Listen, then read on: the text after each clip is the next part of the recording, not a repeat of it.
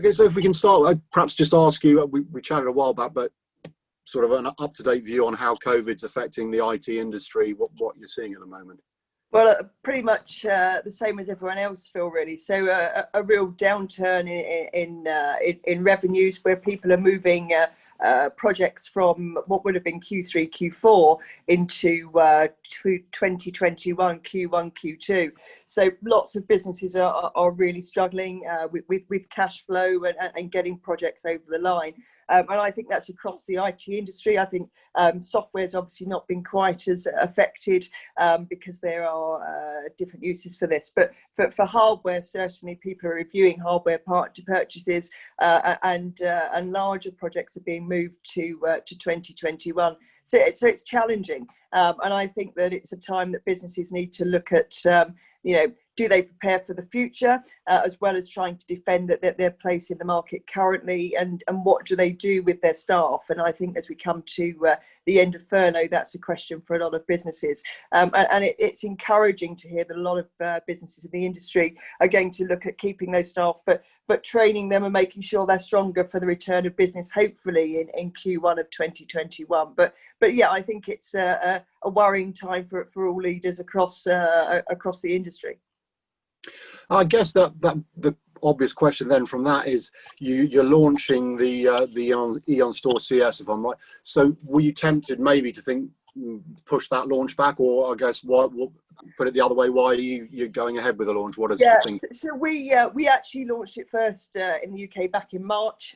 So we were right in line with when the pandemic hit, and we've done the backleg work in order to get that out to market. And obviously, because product development takes such a time, we didn't really want that sitting without a European launch for what maybe 12, 14, 18 months, who knows. We had already launched the product across our APAC and US markets, so it has been in that market for around 12 months. But for the European launch, it was very important for us to look at how we could get to launch the new CS, but also for us to increase revenues, especially going into an unknown period, Q4, and then perhaps the 2 quarters after that next year. And also because it's a scale-out solution, so it addresses sheer volume of data. So it takes InfoTrend into another spectrum from where we've been before. So because it improves data management, it means that we can put it into HPC, surveillance, high-level healthcare. So if you look at what's going on in the world at the moment, where people need speed within those arenas, with optimized data, which is what the CS does, it was the right thing for us to do to go ahead with the launch. And although it's been a softer launch into the market than perhaps we'd have hoped had it not been during COVID, it was certainly the right thing to do for our business. Otherwise, we would have been 12, 14, 18 months behind schedule. Okay, and you alluded to it there. It's a sort of scale-out NAS product, if I'm right. Yeah. So I guess, how do you see that? You've mentioned some of the perhaps new applications, but how do you see overall increasing your sort of business or improving the business model? Adding to what you already do. Yeah, so if you look across Europe, historically we've had much smaller systems. So with the scale-out NAS, when I spoke to you before, we were talking about new areas. So healthcare, oil and gas research. Our previous systems wouldn't have been able to go out to the scale that was needed, certainly for some of the larger blue chip organisations that we're now looking at dealing with. So if you like, this shifts us into a different place in the market. We are a tier 2 distributor, manufacturer, but this takes us to the top end of that tier, and really allows us to play with some of the bigger boys. And in terms of the feedback, you say obviously the product, previously it was in the States, and then it's been in Europe for a little while. So what is the feedback you're getting from customers, whether it was in the previous test phase or actually now in the field when folks are using it? The feedback is positive. I mean, obviously there is always room for improvement with a new product. We did have an independent review done 3 weeks ago, which is available for people to see, and that gave it a 4 out of 5 stars. So very much within the price range. So we are very keen on price, as with all InfoTrend products. So the feedback is that based on price and based that it's brand new to the market, certainly it's something that can be utilised in the areas that we've been looking at. And in terms of the field, I mean, we're all aware of the uncertain nature of that future, but do you have any sort of roadmap plans for the CS system in terms of next year, what you'd like to achieve, whether it's additions to it or just obviously increasing its sort of footprint? Yeah, of course. So we have some really key partnerships at the moment. So we've started working with Netcompany, who are world renowned in the IT industry, as a key partner. They will be taking the CS to market across the public sector.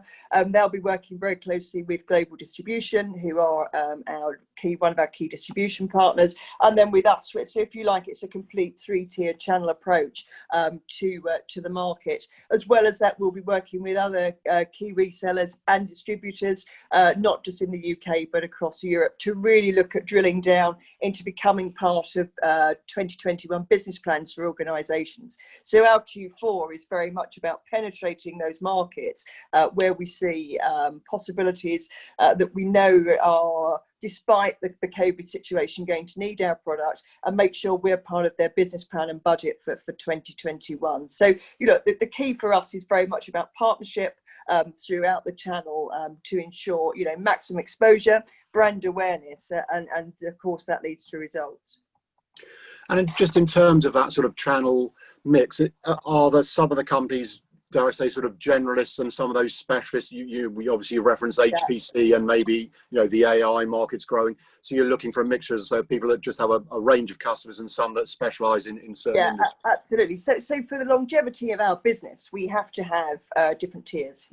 So we take on product specialists with regards to within our resellers and our distribution network, who are specific to, as I say, public sector. We also have generalists as well, and for us, if we look at, and we're talking about the CS here, this is our high spend long-term solution product.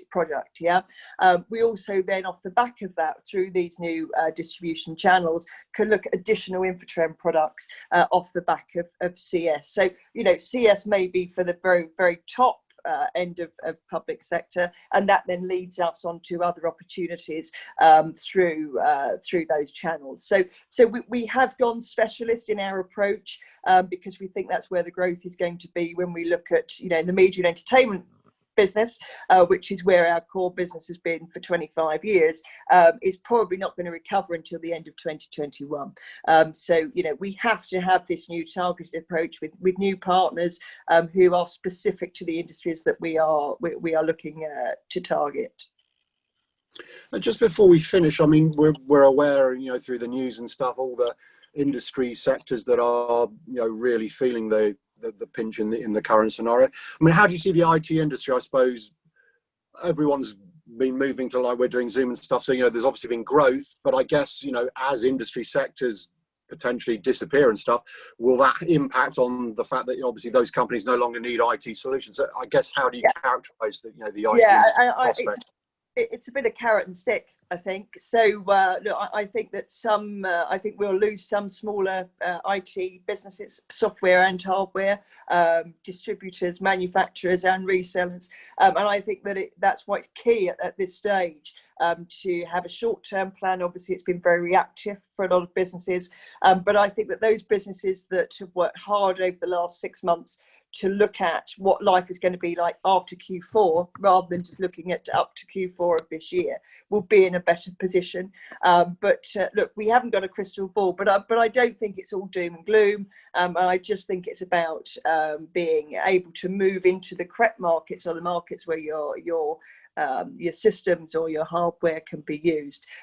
But yeah, I mean, it's going to be a very, very difficult, probably 6 to 9 months on top of what we've already had, and it's about making sure that those of us who can influence the market and support our teams do so.